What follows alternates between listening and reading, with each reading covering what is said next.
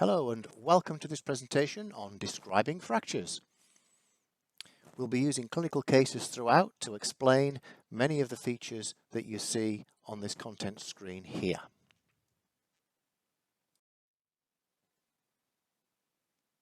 Describing what you see in full sentences can be quite challenging, and so we will propose to you the what, where, how format as an easy way to develop your skills, because each evaluation essentially contains three critical components.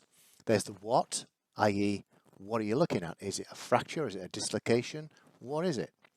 The where, and you need to say specifically which bone, whereabouts on the bone the thing that you think you see is, and how. The how is important clinically because it will affect the clinical management of the patient. So, is it displaced? If so, which direction?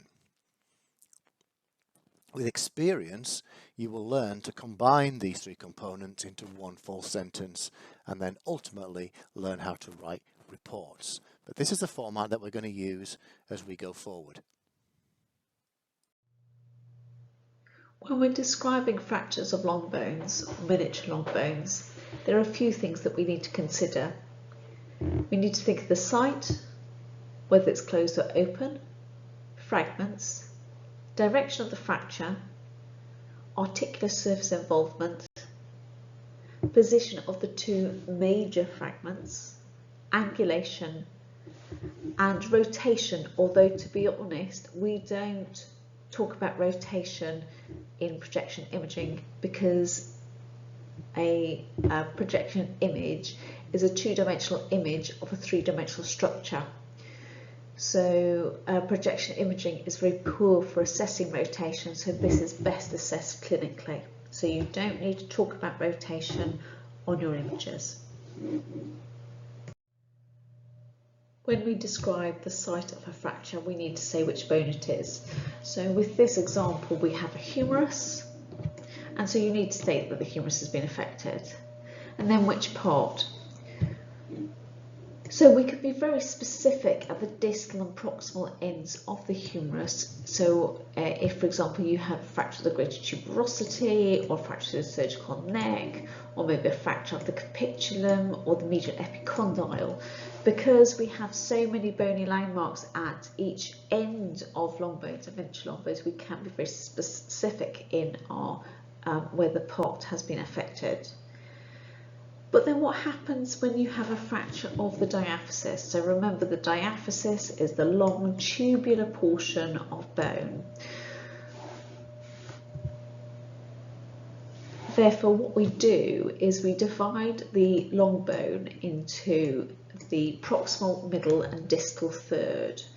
And so you can say that there is a fracture of the proximal diaphysis of the left humerus, or you could say there's a fracture at the junction of the mid to distal diaphysis of the left humerus. So by dividing them into thirds, you can start to be more accurate in where the location has been affected. You need to consider if a fracture is closed or open. So if I mean closed, this means that the fracture has not punctured the skin, whereas an open fracture has pierced the skin. And this is an important thing to recognise because this means that there's a high risk of infection.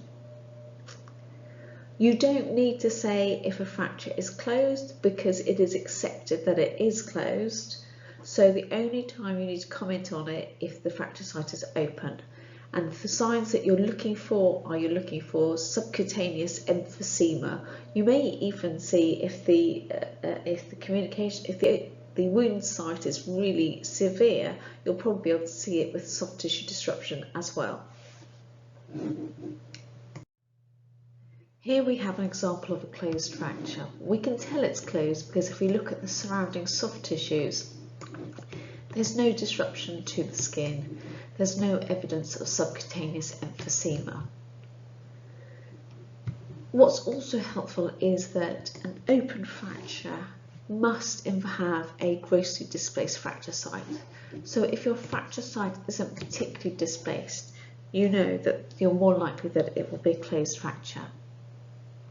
So here we have the fracture involving the diaphysis. So if you remember what we said before, we divide the diaphysis, or divide the long bone into three. So we have our proximal, our middle, and we have the distal portion of the diaphysis. And we can see that the fracture involves the distal diaphysis. So what is it? It's a nightstick fracture, where it's the distal diaphysis of the right ulna. How?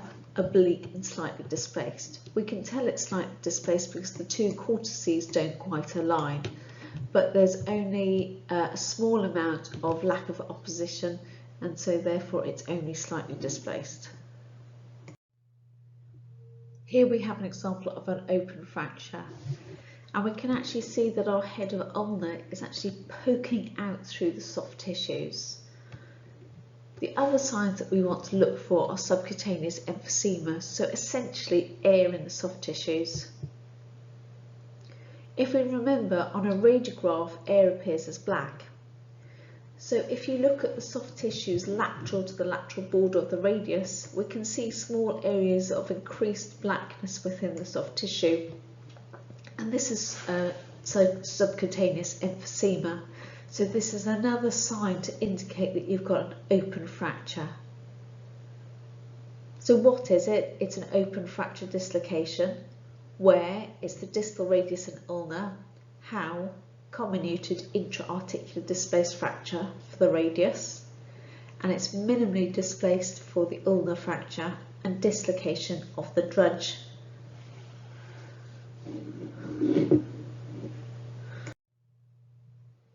Now we need to consider fragments.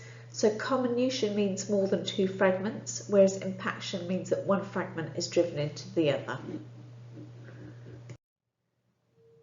Fractures that have more than two fragments are comminuted. If we look at this example of a humerus, we have a fracture through, this is the proximal fracture fragment, and this is the distal fracture fragment. So we have this entire portion of triangular bone, and this, in this instance, this triangular fragment is referred to as a butterfly fragment. If we look more closely on the right-hand image, we can actually see another smaller fracture fragment.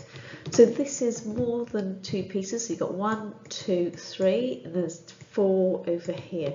So this is a comminuted fracture, and it's important for the surgeon to know this, because when they're going to, well, I doubt they will nail this with this allowed to heal naturally. Humeruses are pretty good actually at not needing to be nailed.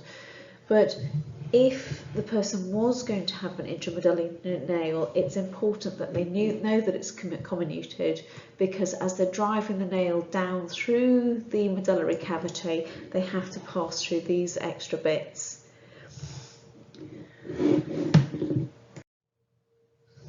So what is it? It's a fracture where it's the mid-diaphysis of the left humerus. How? It's comminuted with a butterfly fragment and slightly displaced. So we do need to call out a butterfly fragment rather than just comminuted. And remember, the butterfly fragment is basically a large triangular fragment. Looks a bit like a butterfly wing. Here is another example of a comminuted fracture. So again, we've got lots of fracture fragments. There's 1, 2, 3, 4, 5, 6, 7, lots and lots going on here. The reason why I've shown this image is because we now have a large segmental portion of the fracture fragment. And this is again important because like the butterfly fragment, the orthopod needs to know about it, because they will have to drive the intermedullary nail down the proximal portion of the diaphysis of the tibia, through the segmented portion and out through the distal portion. And this is why it's important for your what or how to comment on that there is a segmental fracture. So what is it? It's a fracture where it's the mid-diaphysis of the left tibia and fibula. How? It's comminuted with a segmental fragment, marked medial displacement of the tibia. Then you've got transverse, marked medial displacement and overlap of the fibula. To describe the direction of the fracture, we use the terms transverse, oblique and spiral. A transverse fracture is at right angles to the long axis of the bone, whereas an oblique fracture is at an angle of less than 90 degrees to the long axis of the bone. And a spiral, you see it rotating as it curves and twists all along the bone. Here we have a good example of a transverse fracture. We can quite clearly see that the fracture runs at 90 degrees to the long axis of the bone. On our lateral view, we can see that the distal fragment is angulated dorsally, so that's important to include in your what, where, how. Remember, when we describe fractures, we always talk about the distal fragment in relation to the proximal fragment. What is it? It's a fracture. Where is the distal diaphysis of the left radius? How? Transverse with mild dorsal angulation. Here we have an oblique fracture, and we see this fracture at exactly the same level on both views. It doesn't wrap and spiral round the bone, so this is an oblique fracture.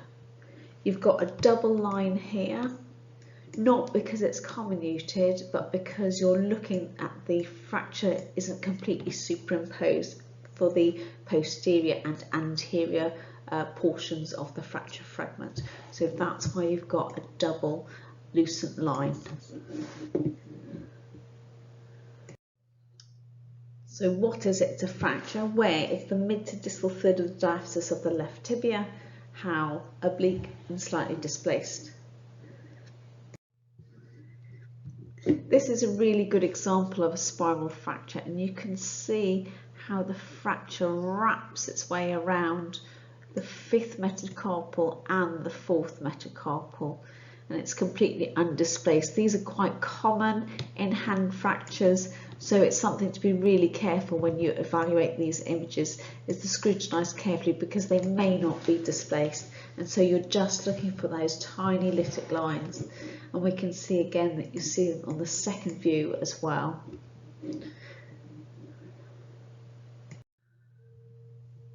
So what is it? It's a fracture. Where it's the diaphyses of the fourth and fifth metacarpals. How? Spiral and undisplaced. So an impacted fracture is when the bone is crushed together, and what happens is with this crushing of the bone together, the trabecula crunkles up and you get increased sclerosis. So our classic locations for impacted fractures are, and they tend to frequently occur in osteopenic individuals, and so our subcapital fracture of our neck of femur, which we can see on this image with our increased sclerosis to the left femoral neck. So that's our classic impacted fracture in the hip. You can also get impacted fractures in the distal radius, i.e. in the wrist portion, and they can sometimes be really quite tricky to visualise if there's no disruption to the cortex. So it's important to always look at your trabecular pattern. Does it look very similar, or do you have any increased sclerosis? And that's the giveaway for impaction, is that just that increased line of sclerosis. So what is it? It's an intracapsular fracture. Where? Subcapital neck of the left femur. How? Impacted. It's important to consider if there's articular surface involvement. So an extra-articular fracture is a fracture that does not involve the articular surface, whereas an intra-articular fracture does involve the articular surface. Whilst we don't describe fractures using the term extra-articular, because we assume that a fracture is extra-articular, for that very specific reason, it's always important that you always comment if a fracture is intra-articular. And that's because an intra-articular fracture is a much more significant injury, because there's a high likelihood of secondary degenerative changes due to trauma. So we can see with the base of the proximal phalanx of the right little finger, there is an oblique fracture that enters the articular, that extends into the articular surface. So this is an intra-articular fracture, and we can see that fracture site on both the AP and the oblique views, which is very helpful. So what is it? It's a fracture. Where? It's the base of the proximal phalanx of the right little finger. How? Intra-articular, slightly displaced. So now we need to talk about the position of the two major fragments. So that's really important. So if you've got a really comminuted fracture, look at the two big fragments and then use that to make your base your description. And you need to consider whether fracture is displaced or undisplaced.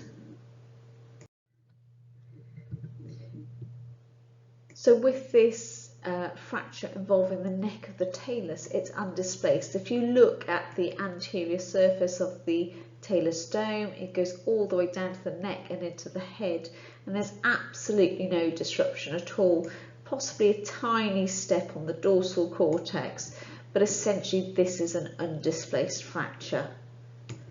So what is it? It's a fracture. Where? Neck of the talus. How? Undisplaced. Now we have a grossly displaced fracture. We can see that there's complete loss of opposition of the two bony fragments. So we always describe the distal fragment in relation to the proximal. So there is lateral displacement because the distal fragment has moved lateral in relation to the proximal fragment. And significantly, you need to talk about this as well, there is now overlap of the two fracture fragments. And the reason why that's important is because this will have to be reduced. So the surgeon is going to have to pull on the arm to not only reduce the lateral displacement, but to return the two fracture sites to be in opposition with each other.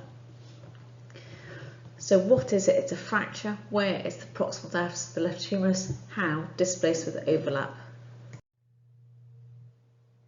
It's important to talk about angulation of the distal fragment. The angulation is actually best appreciated for the distal ulna.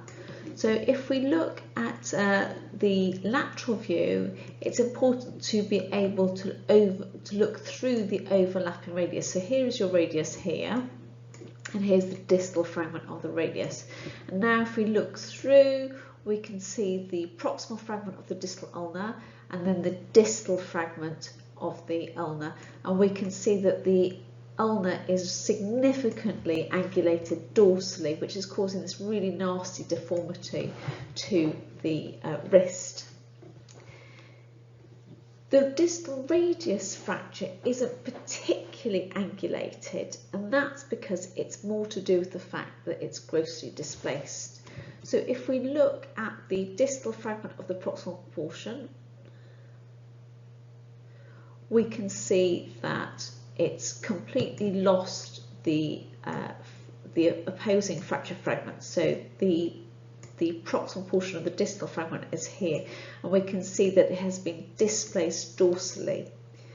And now there is considerable overlap. So as I said, the distal fragment of the proximal portion is here, and the proximal portion of the distal fragment is here. So there is marked overlap between the two fracture fragments. And so the overlap is creating a slight tilt to the distal radius rather than it being a true angulation, which occurs with the distal ulna.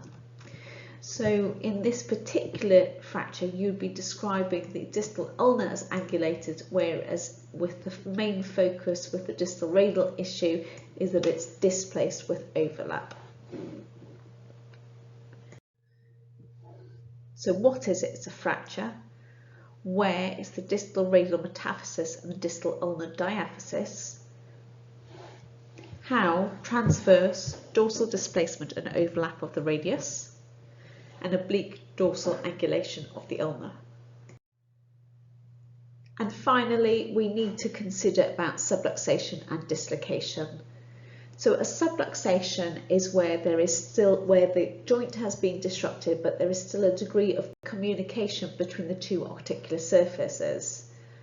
So this axial view of the right shoulder, if we look carefully, this is our glenoid here, and we can see that the head of the humerus, the articular surface of the humerus, isn't sitting centrally within the glenoid.